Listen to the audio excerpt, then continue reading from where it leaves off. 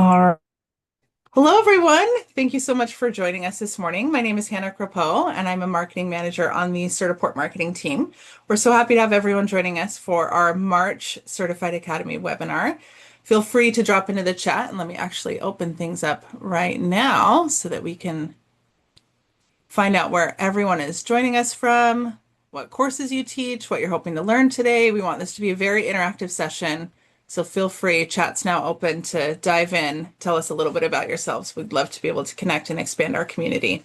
Now, this session is presented live, so all our attendees are muted, but if you do have questions for our panelists or have comments that you'd like to make, feel free to drop those into the Q&A or the chat feature. We'll make sure to address those. But before we dive into our discussion, I did want to just take a second to highlight our sponsor for today's session, the Unity Certified User Certification Program. The UCU certification is an entry-level credential that allows individuals to get started in interactive content creation for various industries. Whether it's a desire to create games and apps or build new worlds in AR and VR, Unity Certified User Certification is the place to start. And we are very lucky. Hopefully, here in just a few minutes, he'll be joining us to hopefully have a presentation from a member of our team who's a former educator, taught a lot with Unity in the classroom, is going to be giving us some tips and tricks as we finish up our discussion today. So today we're going to be talking about finding your people and doing better work in the classroom. I feel like spring is a great time to be able to talk about new approaches, new ideas, and we're so happy to have Kylie Krugkamp, Laura Green, Robert Lee, and Steve O'Neill here to join us. So what I'm going to do is I'm going to go ahead and stop sharing, and we'll do a quick round robin of things. So first, just because you're first on my screen, Steve, why don't you tell us a little bit about yourself and your experience in education? Yes, absolutely. Well, welcome everybody. So happy to be here with you. Hopefully, we'll see you in a couple months at the conference. And yeah, I've been in education now 10 years. This is my second year at the junior college level. Prior to that, I was 8 years in secondary. And I came out of industry initially. I was a mechanical engineer by trade. I worked out of the automotive as well as the med device industries. And since I've been teaching, I've always been a real advocate for certification. Industry credentials are huge. I know that from my private sector background. And my first year at the junior college, we had no program in place. So I worked hard to implement one. Just for my program, I got approved next year after we complete our inaugural run. I'm hoping to get it spread throughout the college. But 8 years prior to that at Ashley High School here in Wilmington, North Carolina, we really knocked it out of the park. At the beginning, it was nice to have, then it became a must have because we made it a final exam requirement. So I'm really excited about expanding on the program here and continuing to learn more on how to certify students effectively. Awesome. Thanks so much, Steve. Robert, you're up next. Why don't you introduce yourself? Good morning, everybody. My name is Robert Lee. I'm from Chicago, Illinois. I am currently a high school and college professor. I teach for Michelle Clark High School in Chicago, and I teach for Malcolm X College in Chicago as well. I come from an industry, this is my 14th, no, 11th year at Chicago Public Schools. I come from an industry of logistics and IT. So I served in that about a good 20 years. One of the joys that I have coming into the educational platform is just seeing how our kids have an opportunity to really learn skills. And I noticed that's something that's missing. And I think I focus heavily on the industry certifications because it kind of levels the field and gives them an opportunity to really showcase that they have actual skills, which are really needed in all of these industries right now. We need people that know how to do things. So I feel privileged that I'm able to offer that to the young people. And I hope to see you guys as well in a couple months at Certified as well. Thank you. Awesome. Thanks so much, Robert. Kylie, we'll come to you next. Okay, hi friends. I'm Kylie Krugkamp. I teach at Chattahoochee High School in Alpharetta, Georgia, just north of Atlanta. I am the Career Tech Department Chair as well. I teach graphic design, all levels of the pathway. I am also a huge advocate for being certified, especially for my students with all of the Adobe certifications out there. It's been amazing to see my former students go on with those certifications and do amazing things. But I am certified in all of the Adobe programs. Well, Photoshop, Illustrator, and InDesign is the one that we use. I'm also Canvas certified as we are transitioning our district over to Canvas. Yeah, I don't know. And I'm just excited to be here and super excited about Nashville. Awesome. Thank you so much, Kylie. All right, Laura, you're going to finish us off. Hi, I'm Laura Green. This is my 14th year in education, and I have done education in Texas and in Florida. So I've been Houston area, and then I was on the East Coast in Martin County in Florida for about 7 years, and then now I am at Round Rock ISD, which is north of Austin area. So I'm a big proponent of certifications as well as doing what's best for students and it's best for our industry. So I was an industry career changer as well. I did live video production for sports teams outside the Houston area for a long time. And I really saw the impact that certifications had in gaining students experience and getting them that next level post-secondary help and step ahead of their peers. And like I said, I've been in 2 states, so I've seen the way that certification processes work with federal legislation as well as like different state legislations, and really teaching the importance of kids of stacking those industry credentials and getting as many opportunities as they can. So I've done all the Adobe certifications, implemented entrepreneurship and small business because a lot of our freelance students will end up doing their own freelance business work, and even some WordPress because who doesn't want a website to show off their awesome abilities, right? And then I am a CTE specialist, so I support all CTE programs within Round Rock ISD, and we probably do about 30 to 40 different certifications, and a majority of that comes from the Certiport platform. So I'm excited to shine a lines of how we use that in administrative platform. This is fabulous. So obviously everyone can tell, and I'm not going to introduce David right now, but David is our final panelist who's joining us, who's going to be our Unity expert at the end of our discussion today. We have some amazing experts, and I'll just give a little bit of a teaser. Everyone's talked about Nashville. We're so excited to have each of them presenting a breakout or workshop at our conference this year. So this is just a little bit of a lead in to what we're hoping to share in June. And I wanted to kick off our discussion with a complete the sentence exercise. This feels like something that I would say at the front of a classroom. So hopefully everyone doesn't critique my teaching style, that we can all just make this an exciting zone to be all together. But we'll start with Laura. Complete the sentence. Engagement in my classroom looks like blank. It looks like complete chaos. Every student is doing what they need. Differentiation of abilities, differentiation of tasks, choice boards so that they have some creative over what they want to do, like really taking their interests in hand, collaboration, all those types of things that where an administrator would walk in and have a nightmare, but like that it's organized, it's chaotic, it's wonderful. The kids are doing what they need to do. That is an amazing start. Kylie, will come to you next. Engagement in my classroom looks like blank. It's structured chaos. That was mine. It's the same in graphic design. It's a hands-on medium. So my students are all over the place. They might be working on different design projects. They might be in the middle of a process. They might be brainstorming with a friend or ideating online or working in one of the Adobe programs to build and solve those problems within. And it's just fun. I used to work in corporate as well. Forgot to mention that. And it was, I try to mirror the same, and corporate's no different. It was just a structured chaos there. I can echo the structured chaos for sure. So at least it's not in the classroom exclusively. That's going to be true in the workforce as well.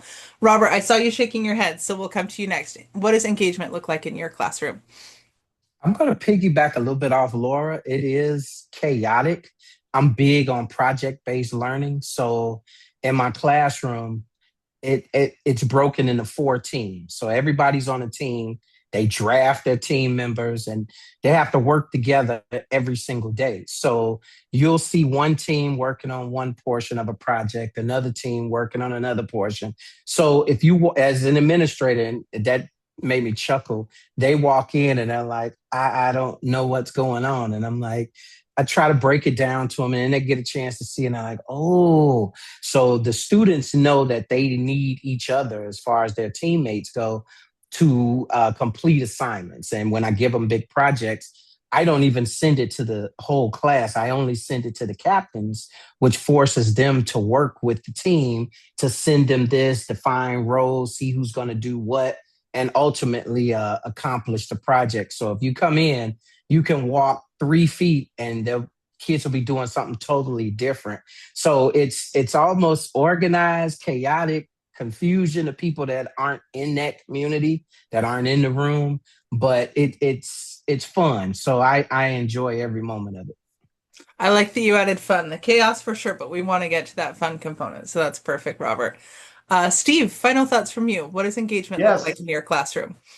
absolutely. Yeah, a lot of my thoughts piggyback off of Robert's in that I sum up my approach to the classroom and my state of affairs in the classroom as the kids would describe it, even as teamwork. It's a very collaborative space. I designate team captains. We have the buddy system in place as well. So at the outset of the class, this really took hold at secondary level and it still works at the junior college level. And when I was CTE chair while at the high school, I found it so successful, I started to ask the other instructors to implement it as well. So the buddy system is one where each component individual in the buddy team of two has each other's back, so they have advocacy for their own learning, but they're also advocating for their partner. Also, as we go through structured learning towards certification, it's more than just the tools that are available to us through Gmetrics and Certiport. It also includes project-based learning, like Robert said. A lot of the CAD modeling in the drafting curriculum at the high school level, and now that carries over in the junior college, whether it's the entire suite of Autodesk or a combination of Autodesk and Microsoft component certification training, the kids are learning it in a way in which they would approach it in the workspace, as well as for sake of the certification test. So they all eventually will break into teams of four, but that two-person dynamic is present throughout the semester. And I really feel like through project-based work and individual training towards individualized certification, that collaboration really speaks volumes. Yeah. And I love that everyone has talked about that. It's not about the structure or what the classroom looks like. It's all about being able to create an ecosystem where learning is fun and exciting. And so I wanted to dive a little bit more into that and thinking about today's classroom. And I'm going to toss in the elephant in the room that we always talk about. And maybe people are sick of hearing this drumbeat, but I feel like it's important to address thinking about AI and new technology and the world that we're in. What makes teaching in today's classroom fun and exciting? Steve, we'll come to you first. I mean, definitely AI is a challenge in how we navigate it. I try to take the same approach with AI as I did with the cell phones when they became the elephant in the room. Don't fight a battle you cannot win. So I embrace the cell phone in much the same way I embrace AI, in that I allow them to incorporate it in ways in which it helps them become structured in their learning. So a lot of remedial tasks that, would otherwise be, non-value added, I have them incorporate AI. As long as it's done under a supervisory watch, you can really pull off a lot of time-saving measures. And I also, use it in order to give them autonomy over their mapping out of their structured learning, because a lot of the training that goes into certification is such where, they're somewhat responsible for getting to that stage where we hit our milestones. So, we'll have training sequences, we'll have testing, simulated test sequencing to where, students are going to be measured incrementally towards their eventual progress made towards hopefully passing on their first or second attempt for the actual certification exam. So wherever I can, I include it, and I just do it in a way where, like I said, it embraces the same mentality as that of the cell phone. Anytime that we can get them moving and interacting with one another to where they're not having to sit there, individually and listen to me, present for too long, or, sit in front of the computer just answering problems one after the other for too long. Mix it up, change it up, make it so that we're embracing the technology and not, being authoritative, when it comes to the use of tools that are really, if they're used properly, to their benefit as well as ours. Absolutely, yeah. Being able to incorporate it as opposed to Steve. Robert, I saw you nodding along, so we'll come to you next. What makes teaching in today's classroom fun and exciting for you? I think for me, the opportunity to show them something about technology, one of the first things I say to my students is, I can't teach you anything about technology. You have far more advanced technology than I had as a kid growing up. I can just teach you how to use it better. So when I look at that aspect, even with AI and cell phones, I use that to my benefit. When we're working in Certiport, there's some really complicated vocabulary. So I encourage my students, research it, find the definition, now break it down and give me your version of what you think that meant. And that's really taking the technology, allowing them to utilize it, but also forcing them to start using their brains to come up with, okay, now I've broken it down to where I understand it. So when they come to the actual certification test, they're not intimidated. They understand what these big words mean. They understand what this complex vocabulary means. And a lot of times that helps them really gain confidence and focus when taking those exams because they're not easy. I don't know if anybody, I've taken a lot of them.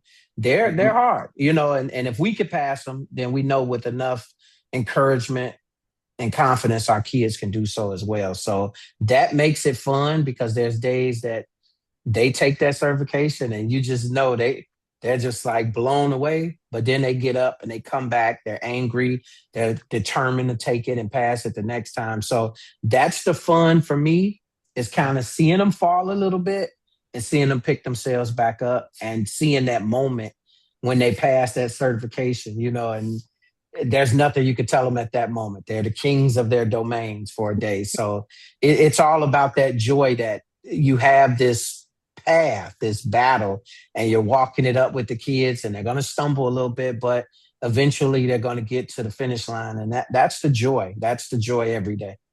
I love that. The grit and resilience that they build along the way, though, too, is so important. I think that's beautiful, Robert. Thank you for sharing that. Kylie, anything additional that you'd like to add about what you think is making today's classroom fun and engaging and exciting? I just think technology in general. I also didn't have these amazing tools growing up. And so to see them be able to use it and bring these ideas of theirs to life and solve these problems is really incredible. And then you bring on the whole certification thing and that ability to pass it is great. I love technology. I'm such a gadget person. So if you put something in front of my face, I'm going to click on it until I figure out how to do it. So with AI, I was no different. I just think it's so fun and intriguing to me. So we tried for a while the graphic design pathway against my wishes and decided to try to kind of just shun it away, that it is the elephant in the room. But I really try to embrace it. This year has been huge for my students. I'm trying to get them to understand how to use it in an ethical way, to really use AI as a thinking partner. So as we are problem solving or as a critique, as just have another voice in there, something else to sort of bounce off of besides friends in the classroom and everything. So it's been really fun. But, like was said, just keeping things structured in a way that there are sort of limitations. They can't just, copy paste, but also being able to use it in a good way. I like that a lot. And it looks like we have some good feedback going in the chat that people agree. Laura, we'll come to you next.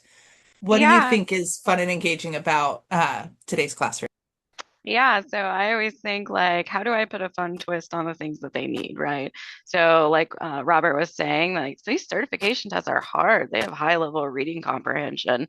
So why not use AI to have them prompt engineer, and they're practicing their writing and they're working with a partner to, kind of express instruction so that they're working on those skills that they need to pass those certification tests. And there's nothing more fun than image generating with AI. The crazy things that pop up and how many feet you can give some person and just the fun things that kind of add to that activity of the day. And it might not be like 100% ethical and it like a final project wise, but like a good daily lesson. And let's practice some prompt engineering and things like that. And also like working on that cross-curricular connection, embedding some of those things from other classes that they're doing to show them that they can apply those fun skills to creating a poster over a history project instead of, having to write that essay or taking that multiple choice exam. And then I also like to meet my students where they are. They're obsessed with their phones. Showing them how to use different apps on their phones to kind of generate those same skills that I would teach in an application. Adobe has a ton of apps that I show them all the time, or even just their basic like photo editing. Like I'll be like, okay, show me how you would edit this photo in whatever app you would. Or I always do like a project where they have to put themselves in like several different places and they'll be like, oh my gosh, this app does that. And I'm like, okay, well, show it to me. Let's talk about it. What's the process? So just kind of meeting the students where they're at, generating some of those fun things. I love that. And I love the idea that there are things, of course, that we need to tackle. And we'll talk a little bit about this here shortly. But being able to put a twist on it so that the students are engaged and excited as you go through.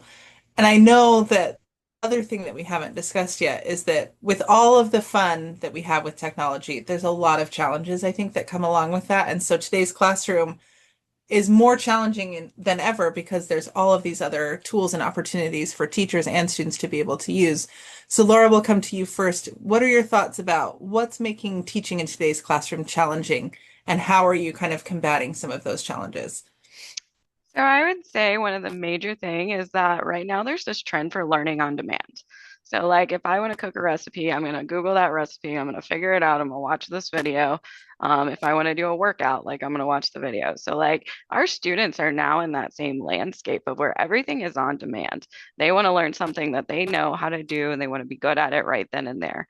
So incorporating that choice for students to kind of pick and choose assignments. So I did a lot of choice boards when I was in the classroom of like, hey, pick 4 of these projects to kind of work on through this time period. Also giving them kind of creative freedom in the topics that they want to do. So like if I want them to create like a graphic and use typography, they can incorporate music and lyrics and different poems. So incorporating some of those interests that makes them want to complete that task because it's a really cool project. I like that. And I was going to come, and of course, Laura is already a step ahead of me. One of the things I was going to ask about is how do you empower student choice without losing structure? Because I think that learning on demand is a really big trend right now. So Kylie, will come to you next. Thinking about choice as maybe one of the challenges, what are the challenges that you are seeing in the classroom as well? I think the biggest challenge for my high school students is just everything is vying for their attention. I'm probably the same way. If I see something shiny, I'm going to look at it. So, just trying to capture that and kind of allow some of that freedom and allow that choice, of course, but also trying to refocus them when I can. But that choice is a big thing. If I can give them a project and I'll give them sort of an umbrella view of it, much like a client would in for graphic design, I'm going to give them this limitation, but then I'm going to allow them to sort of pick and choose the colors and choose exactly what they're going to do with it within those limitations, and then have those checkpoints along the way because they still are in high school.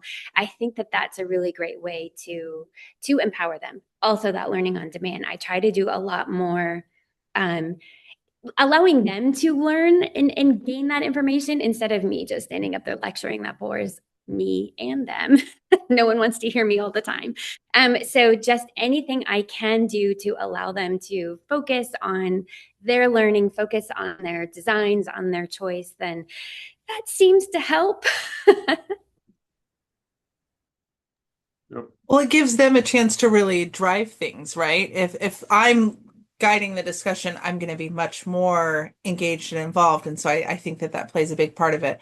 Robert, did you have any thoughts for the challenges that you're seeing in Chicago in your classroom? I think the biggest challenge that I see in Chicago, and I'm pretty sure every educator on here will understand, is time. You just don't have enough time. I'm trying to give them so much knowledge, so much experience, so many opportunities, and under a limited time crunch. So everything that you have to do, it's got to be kind of calculated and planned based on time.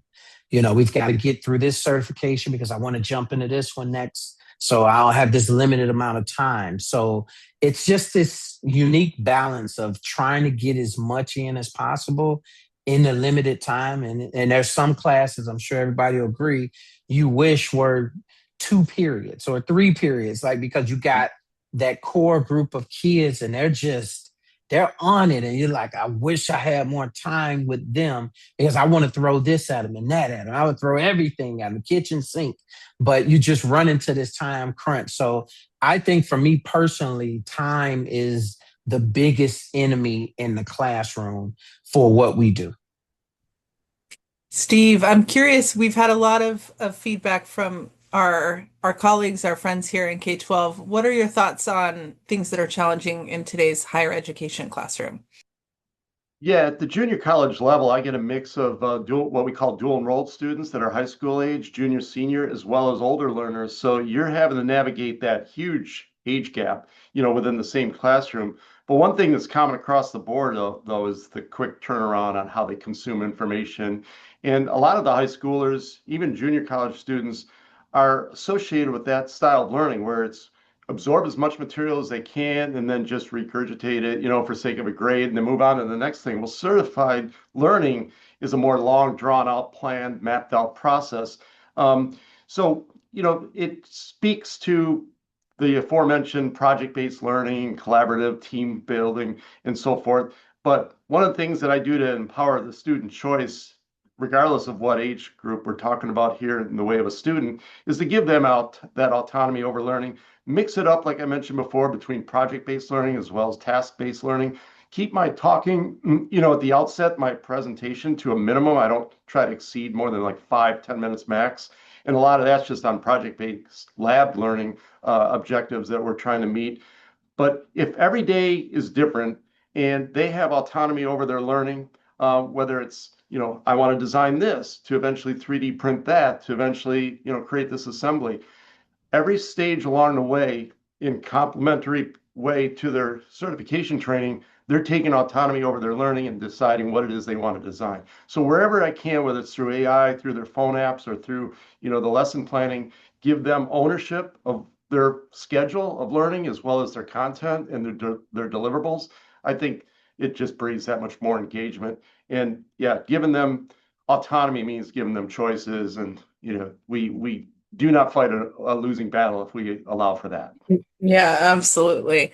And I feel like the question I'm going to ask now is a bit like asking what's your most embarrassing moment. So I apologize for putting everyone on the spot like this, but I do think it's helpful when we talk about things that haven't gone well so that we all at least share a little bit of community moment and then also see like how that's worked for other educators or what they did to change things. So getting to the question, thinking about a time that there's a project or an idea that you had that you thought this is going to be so great and then it absolutely bombed, it totally flopped. And then how did you change that next time to make it more executable, more efficient, more effective for your students' learning? So Steve, will come to you first. Tell us your most embarrassing classroom moment, maybe, is how we should frame that. Yeah, no, I think it's fair to call it the most embarrassing moment because you're really putting yourself out there when you have a lab, and it's an all-inclusive class, attention-based lab, and everybody's going to execute it. And I had it upon one occasion decided to create a measurement tool lab. So, in our line of work, mechanical engineering, drafting, 3D printing, et cetera, there's a lot of measurements that take place, using a variety of instrumentation, whether it's micrometers, calipers, tape measures, you name it. You've got to cover the whole spectrum. So what I did one time is I tried to do it where I was kind of like giving them all this information at once. I didn't really layer it out the way I could have. I guess at the time it was structured enough, but it was assuming a little bit too much in the way of their awareness or their understanding of the terminology and so forth going into it. So right away, the fortunate thing is I recognized it fairly early on, that I was overwhelming them a little bit with this instrumentation lab. And so what I did is I didn't drag it out. I took the opportunity to own it and then think quickly on my feet, which all of us educators know you have to do sometimes, and decide to just chunk it out. So what I did is, with their help and their engagement, I came up with a bunch of individual cells throughout the classroom, and I had a lot of counter space to do it, where, okay, we had this one instrument of measurement here, cell one, and then cell two another, and so forth.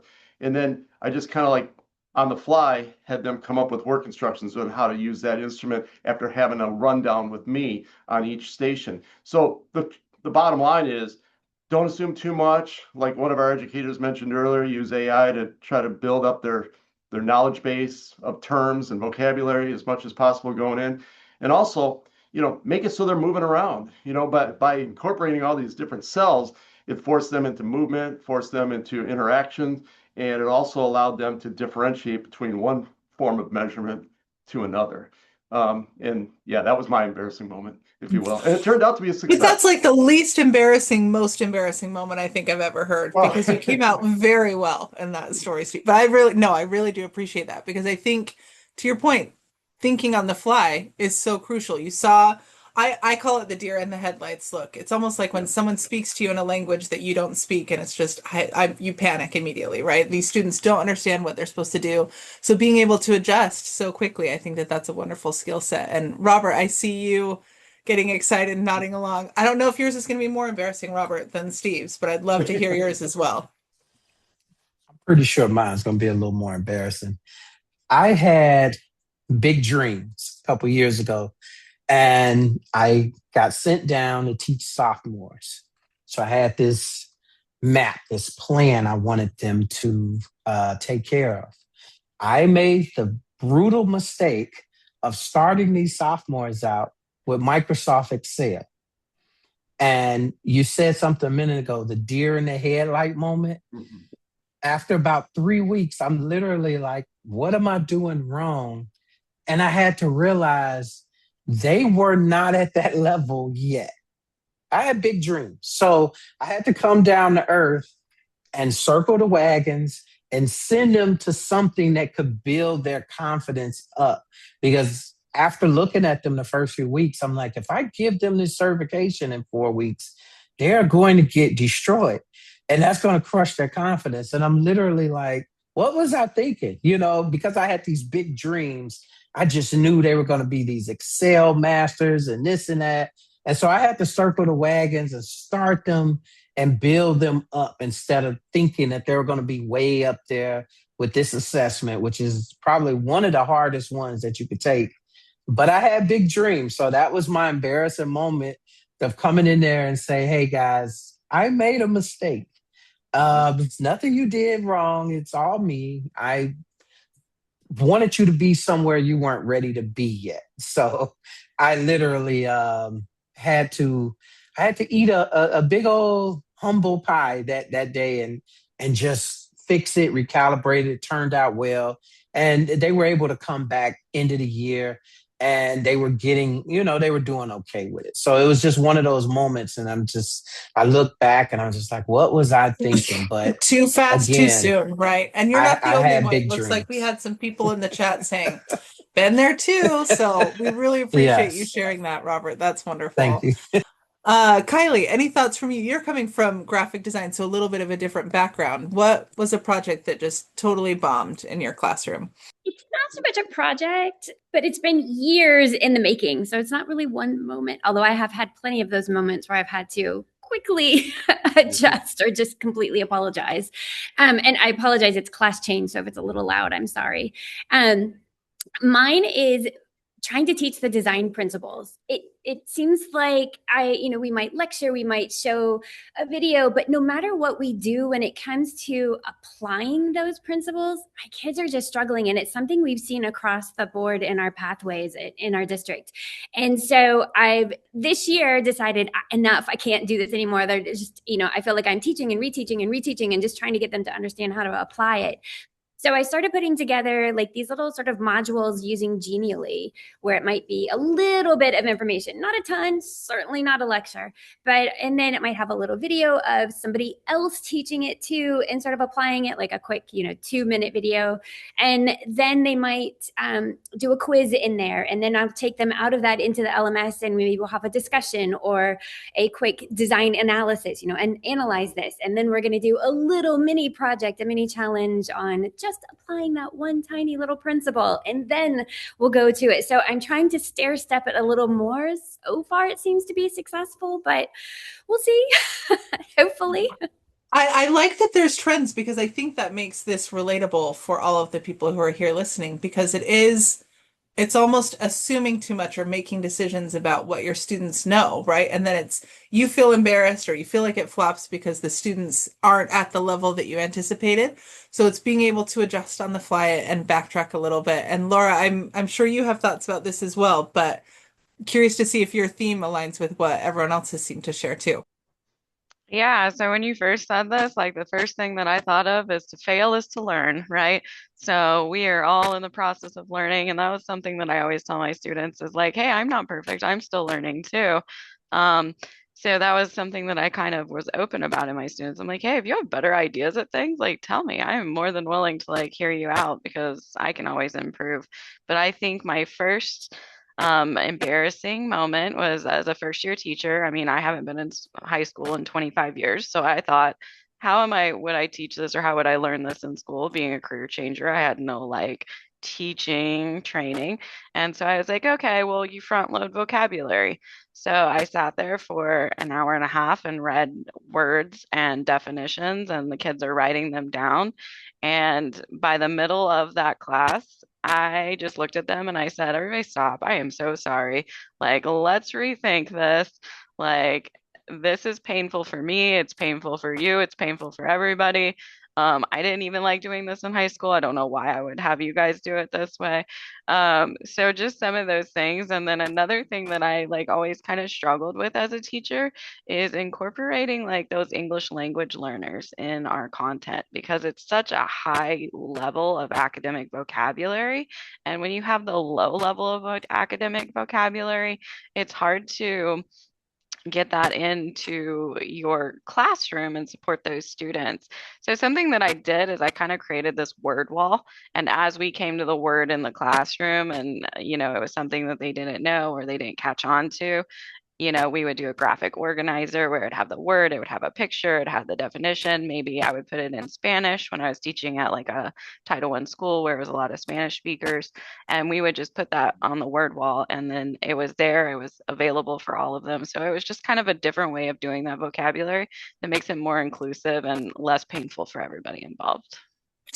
I love that you owned up to it. And I think that's my favorite part about this whole panel is that all of you recognize, and I know seeing the people in the chat, all of you recognize this is an ever evolving process and something that works in one classroom in one period, even as Robert was saying earlier, could be a total bomb, right? In another class, it just totally depends on the audience that you're working with and being able to adjust on the fly and try different things to make your classroom more engaging is really what education is all about. And I could talk about it. We have so much more that I wanted to discuss, but I wanted to give time for us to talk about Certified and what everyone's going to be sharing at Certified this year. So thinking about themes and questions that you want to address with your session. So Laura, we'll start with you. Tell us a little bit about what you're going to be sharing at the Certified Conference this year. Yeah, so like I said in my intro, I'm kind of coming at this from an administrative aspect. And so what I do now is I help support teachers with teaching their content and increasing certification numbers. So using some of those reports that we get from Certiport and even Gmetrics to kind of establish goals and baselines and how to break down those reports to break them down into objectives that you can reteach, how to reteach those little objectives so that your students are having more success on their certification exam. I love that. Creating systems, coming at it from the higher level. Laura's our macro learning expert, so we really appreciate that, Laura. All right, Kylie, you're going to be teaching a session at Certified as well. Tell us a little bit about what you're planning to share in Nashville. So mine is also similar in just a help. I call it a boot camp. I've been trying to teach these certifications, and the kids are just struggling a little bit with the words, and they know how to do it. They just, it comes time for that test and they just can't apply the knowledge. So it's using AI to help teachers break down and help these students learn how to understand what the question is asking, and just sort of this whole, I don't know. I took about 7 days and started putting this together a couple years ago and just trying to figure out how to make this work, how to make this better. And this year I'm using AI to help me because I don't have the time for all of it. And and so it's been great. And that's what I'm hoping to share with everybody. Using your own thinking partner. And I'm going to borrow Yes. that phrase because I think that that is fabulous. I love that. Thank you so much, Kylie. Robert, any thoughts that you want to share or teasers for content, what you're going to be sharing in Nashville this year? Of course. I'm going to focus on the importance of industry certifications in an uncertain world. A lot of what we're seeing out here now, um, there's so many different avenues for revenue for our young people. I want to make sure that if they choose to go to college, that's great. If they choose to go into the workforce, that's great. That's amazing. But we want to make sure they're prepared for whatever journey that they're going on. So I want to focus on why it's important, why it matters, and why getting them started earlier in their careers will help them really navigate the waters, figure out exactly where they want to go and what they want to do, and just give them a jump start. And if somebody can give these young people that jump start, it'll kind of help them decide. I was in a panel and I asked people in the room how many people knew what they wanted to do at 18. And there was like two people that raised their hand. There's like 50 people in there. And so it literally spoke to the importance of helping our young people kind of understand that you have a lot of great skills and you can apply them to kind of help you figure out what it is you want to do in this world, what you want to do as an adult, what you want to do to make a living, what you want to do to make your lane and create your own source of revenue. So I think it's big to expose them to the different areas and skill sets that they already have. And a lot of times they don't know it, but to really open their eyes as to the things that they can do. And that makes whatever their choice of path even greater because they're a little bit more prepared. Low stakes exploration, right? It opens up so many opportunities that they might not have been aware of. That's fabulous, Robert. Steve, we'll come to you last.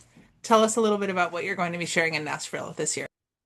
Yes, absolutely. So mine's going to be how we differentiate the training at the junior college level versus secondary, and in so doing, incorporating business partners into the mix. As Robert alluded to, and even at the junior college level, a lot of students don't know exactly what path they're going to be on, where their interests may shift. But one thing I do with my business partners is I try to bring them in from the educational sector at the four-year level of university, as well as some of my business partners in industry. And it covers a wide swath here locally in Wilmington in terms of what type of business sectors they represent. So if you get all these different viewpoints from would-be employers or admission officers at the next level, it's something for everybody, because a lot of our students at the two-year level, they want certification, but they need more reinforcement as to where they can apply it. And it can be applied, moving up the ladder towards your education at the four-year level or going immediately into the workplace. And there's a lot of versatility with that. So I'm going to talk a lot about how that works within the classroom, how I bring in these business partners, how that dynamic really helps reinforce what we're trying to do with G-Metrix and some of the other training tools that we use for certification. Amazing, Steve. Thank you. Oh, I'm so excited, you guys. Nashville is going to be absolutely amazing, and we really hope that everyone's able to join us.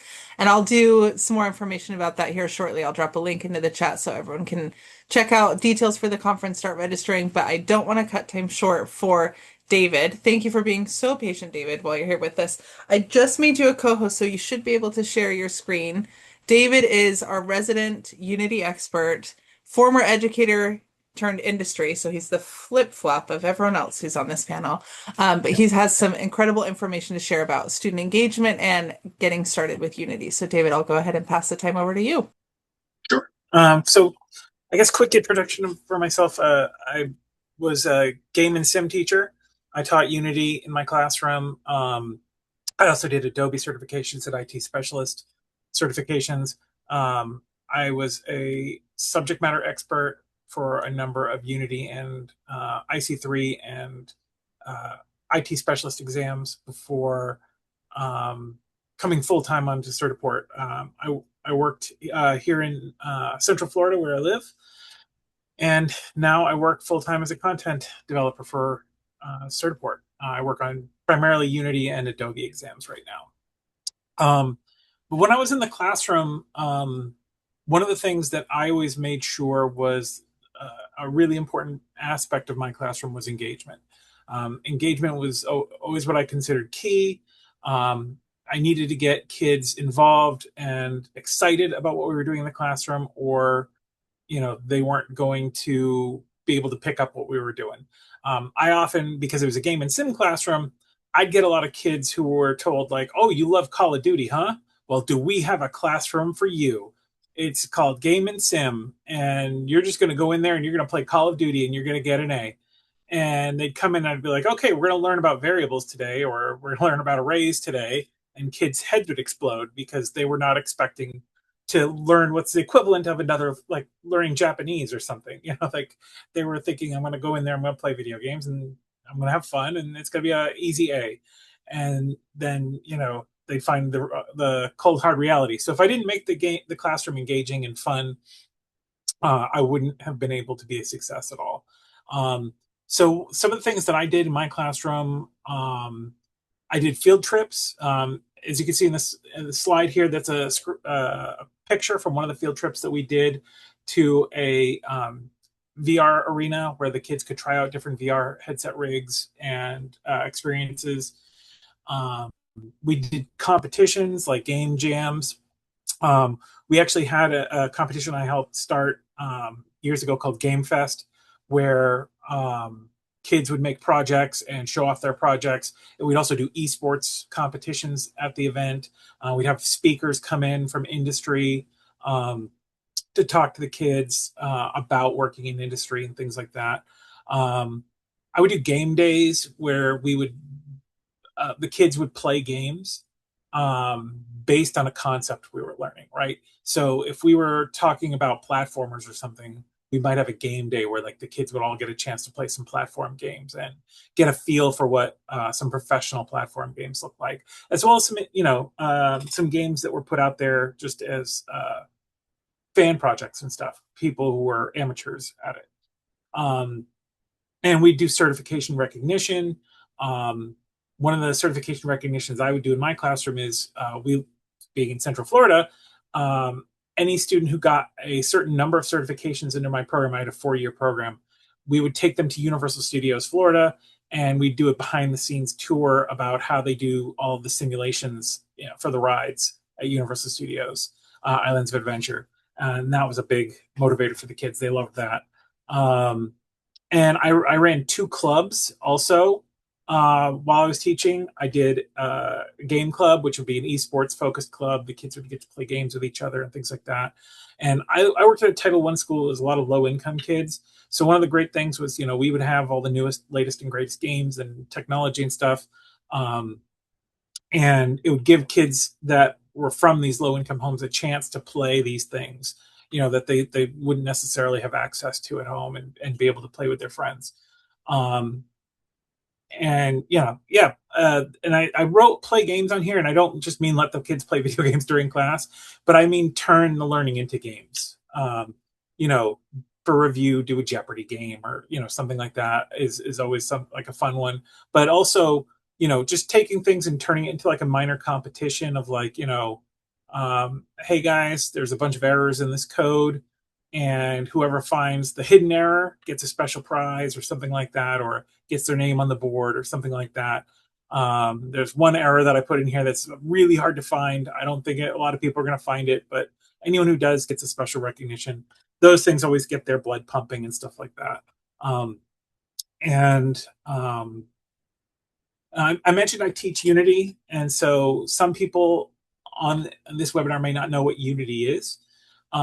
Unity at its core is a tool for making video games, but it can be more than that. It can also be used for making any other sort of interactive experiences, but it's also been used in like movies, and it's compatible. You can make, one of the great things about Unity is you can sort of make an experience on it, and then you can port it to other platforms very simply. Like, you can make a game that can be put on a cell phone, you can be put on a tablet, it can be put on a game console like the Xbox or the PlayStation or Nintendo Switch, or it can be placed on PC, Mac.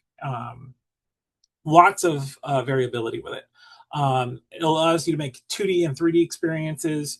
And a lot of it is done to sort of put the building blocks in place to make it really easy for kids to sort of pick it up and start learning with it very quickly, rather than having to have them go through an entire course of learning how to code from scratch before they can start building with it. They can start building with it without knowing necessarily a lot of code at the beginning, and they can sort of pick up necessary bits and pieces of the code as they go along. And then when they want to get deeper into it, they can really start to learn the actual C# code that they'll need to,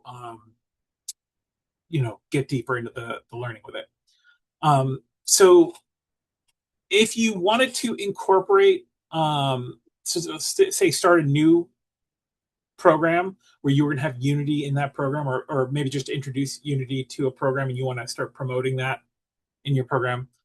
Some of the things that I did, and some of this stuff you're going to have to check with your local policies for your school district. Different school districts have different things. Like my school district, I remember them telling us that we were a Twitter district, that we needed to be all about Twitter, and every classroom had to have a Twitter account, and so on and so forth. And then like the very next year, they were like, no one should be tweeting anything. It's like, we're not a Twitter district. But who said that? Not us, certainly. So always be sure that you're checking with your school and your school district's rules and regulations about it. But having a social media account where you're always careful about what you post, but you are posting your student successes, you're posting what you're doing in your classroom, getting parents and people in the community excited about what your kids are learning and what they're doing in your classroom. Having a picture of the look of joy on your student's face for the first time that they run a VR simulation that they created from scratch, and it works, and it's everything they dreamed it would be. That gets a lot of attention to your program when you tweet that sort of stuff out. I had the students make a logo and a motto for my academy. It was called an academy. It was a 4-year program, and so they created a logo, they created a motto, and we created shirts and mouse pads and posters and everything of our logo and our stuff. And we actually had a required all academy students, which were students who applied to be in my class. They had a requirement. They had to wear our academy uniform 1 day a week. And there was an actual grade for professionalism and wearing their uniform and stuff on those days, just like they might at a regular workplace, right? And then attended community events. I would bring students to community events here in Central Florida. Like there's an event called Otronicon at the Orlando Science Center, and they would set up a booth with the things that they've been working on to show off their games and stuff like that. And one of the great things about that is that there was a lot of indie game developers who'd also set up booths at that event. And so the students would start talking to them and stuff, and the indie developers would be like, wow, you know a lot about Unity. I need someone to be beta testing my game. Do you think you and some of your classmates could do it? I'll put you in the credits. I'll give you guys free copies of the game, et cetera, et cetera. And give the kids actual real world experience and exposure into the industry. They're starting to make networking connections, and they're starting to work in industry, even if it's not a paid job at that point. It led to that several times for different students, right? And then some careers, that you can, if you're trying to sell people and like, hey, why should we offer Unity in our classroom? Here's some careers. All the information from here I got from Glassdoor for average salaries and things like that. And there's the ones on the right there are the game industry jobs, QA tester, junior programmer, sound designer, project manager, developer or VR developer, UI artist. And then the ones over here on the left, those are non-game development jobs. So one thing that I had in my class, we were doing Unity and stuff in the game and sim classroom because game and sim and Unity kind of go together like peanut butter and jelly, right? But also the engineering teacher really wanted to offer Unity too, because they'd be able to do different prototyping and stuff like that, or do simulations of things that they wanted to build in Unity that would be unfeasible for a classroom with a classroom budget to build in the real world, or just to be able to show off 3D renderings of what they wanted to do, right? So what would a program need to get started? So there's minimum system requirements for Unity that you can look up, but this is kind of more of a real world, like if you really want to run Unity and you want to be able to do like the VR aspects of it and things like that, and you want a system that's going to be powerful enough to do that. I know buying computers right now is really rough because of the AI sucking up all the RAM and the storage drives and stuff like that. But this would be like the minimum I'd recommend. Some of these are older parts, so they might still be available, might still be within the price range, but you can always scale up from here, right? Like instead of a 3060, the current card would be a 5060. But this would be like the minimum, I'd say, where you're like, students aren't going to feel like the machine is dragging so hard that it's going to catch on fire if their project has too many, assets in it or something like that. Things you should avoid. I always avoided in my classroom, no all-in-one machines, because the graphics cards are typically integrated instead of dedicated, and they're not upgradable. And one of the things Unity is really power hungry for is a good graphics card. Typically you want a GeForce or a Radeon card, but Intel does have some cards that are pretty decent. And their drivers are improving all the time. They're just kind of the new kid on the block in terms of graphics cards. So if you got a decent one of the Intel cards, if you can find them in stock, they're constantly selling out. It's not a bad choice. Just understand that there's not a lot of documentation out there for the quirks that you may run into with those particular cards. But you want at least 16 gigs of RAM. You want at least a terabyte hard drive, so on and so forth. Couple VR headsets if you want to do the VR stuff. I'd also avoid mini towers because, again, you run into that same thing. It's probably an integrated chip. It's not a dedicated graphics card. It's not easily upgradable. I avoided mini towers. Apple computers. I'm sorry, I'm Team Intel. I'm Team Windows. Always have been, or Team Linux also. But Mac, again, like especially, I think they just deprecated the desktop Mac Pro and stuff like that. So having a Mac is upgradability is very limited, right? And most of the game industry, anyway, if you're doing game and sim type stuff, is Windows centric. Windows is your primary platform you're putting stuff out on and you're preparing for. Apple has traditionally not been it outside of iOS with like iPhone. iPhone is obviously a big platform, but most developers are going to be developing on Windows PCs. So getting the kids the accurate, feel of what it's going to be like working in industry, it's Windows. And then avoid laptops for the same reason you'd avoid all-in-one machines and mini towers. It's all built into one piece. If one thing goes wrong, you might have to throw out the whole thing rather than just be able to fix a single part, so on and so forth, right? And you're typically also paying double for a laptop that you'd pay for a desktop computer of equivalent power. So what potential problems could you run into doing something with Unity in your classroom? Well, here's some things you might run into. Lack of support, your administrator. I've had times where I was teaching students about, some code example and, we're breaking down the code and an administrator walks in with someone that they're showing the classroom off to. And they're like, and this is our game and sim classroom where they play video games. Oh, they must not be playing a game right now. And, you're in the middle of like, you've got like this thing of code and students are dissecting the code and trying to figure out how it works and stuff. And, they're kind of throwing you under the bus saying that you're the teacher who lets them play Call of Duty, even though we never played Call of Duty in my class. IT, that's a big one. At first, when I took over Game and Sim, all gaming related stuff was blocked on our network and IT refused to unblock it. So it was very hard to teach about gaming stuff when all gaming things were literally blocked for us. I had to work really hard to get that unblocked. And then IT would like not give me admin rights to update things like graphics card drivers or versions of Unity, or IT, if they're not on your side, can be a real roadblock, unfortunately. Another is parents. One of the saddest stories I had was I had this female student who was really, really into art, and she wanted to work in games, and she wanted to be an artist in games, and she was very talented, and she was an extremely capable student, very smart, very great to have around. And she came to me one day crying and upset because I had offered her to be my ambassador for my classroom. So I wanted her to be able to go to events and sort of represent the class. And she said her parents had told her she can't work in video games because she's a girl. And so she needed to be more realistic about what her future career would be, because girls don't work in video games, so they don't play video games.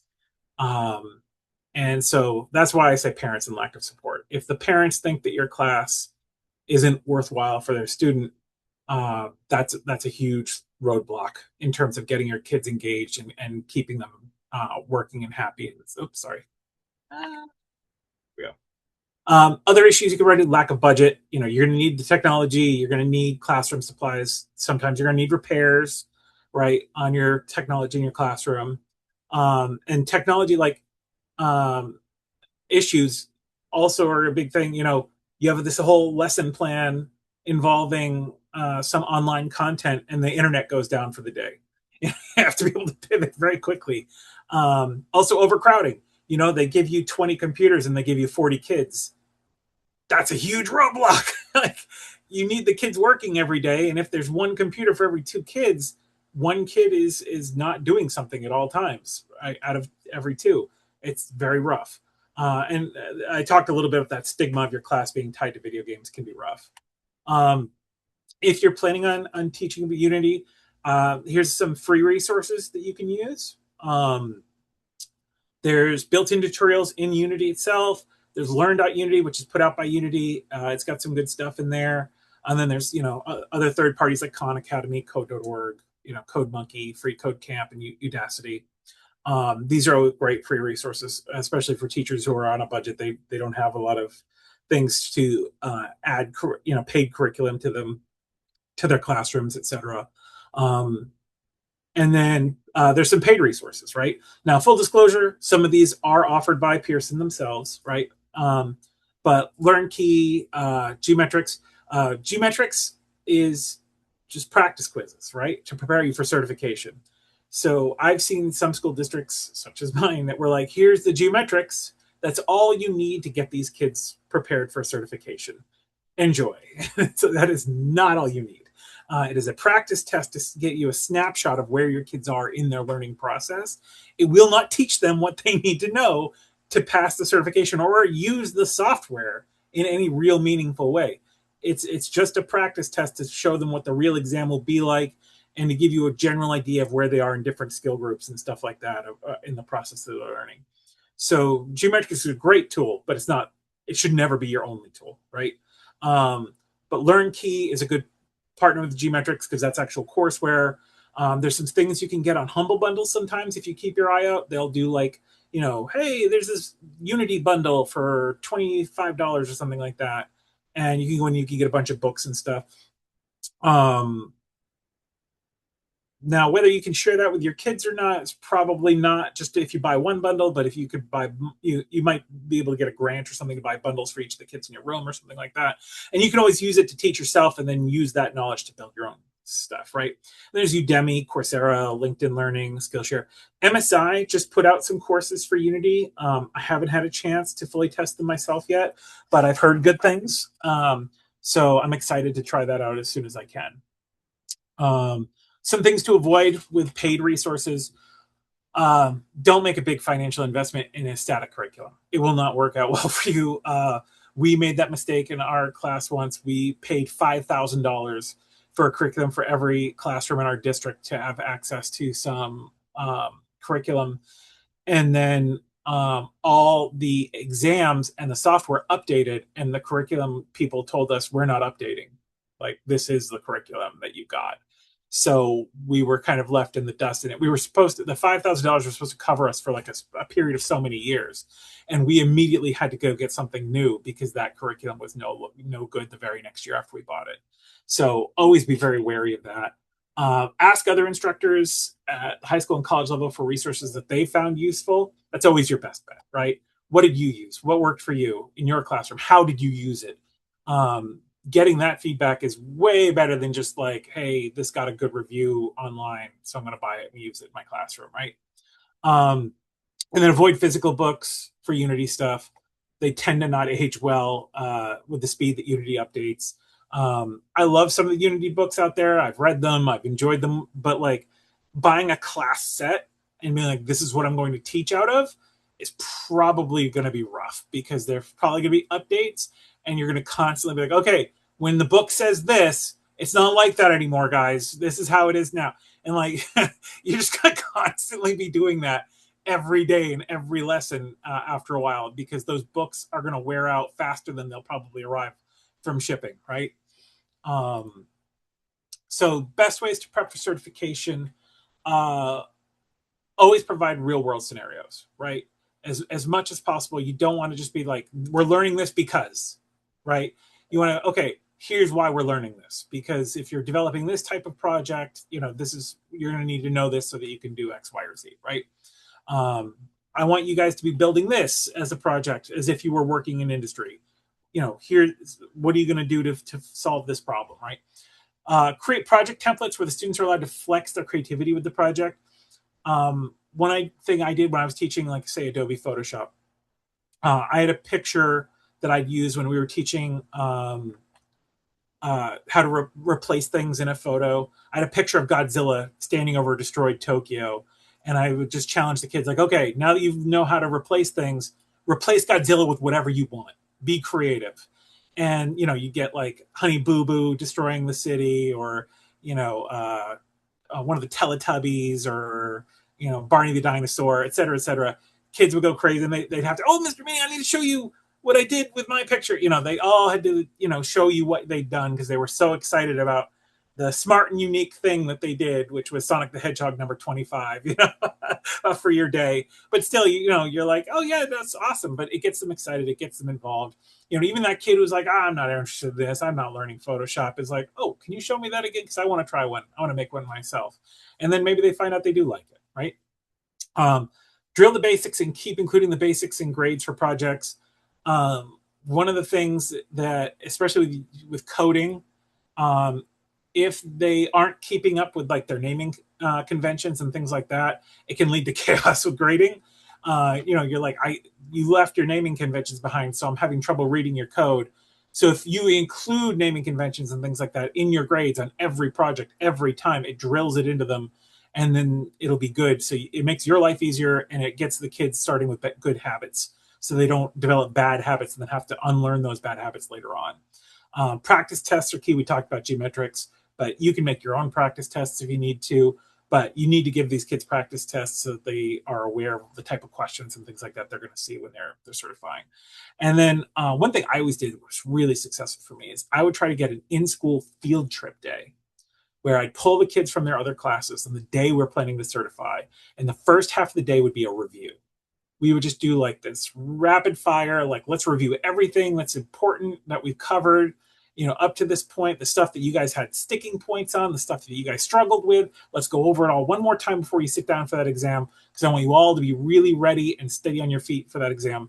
Because one of the things I noticed is when a kid comes into your class after being in another class or something, they might have had a bad experience in one of those other classes, got a bad grade on something or something. Now they're in a sour mood. They're not thinking about your certification test anymore. They're worried about that last class interaction. And now they get a 675 and a 700 is the minimum pass. And now they're upset and they're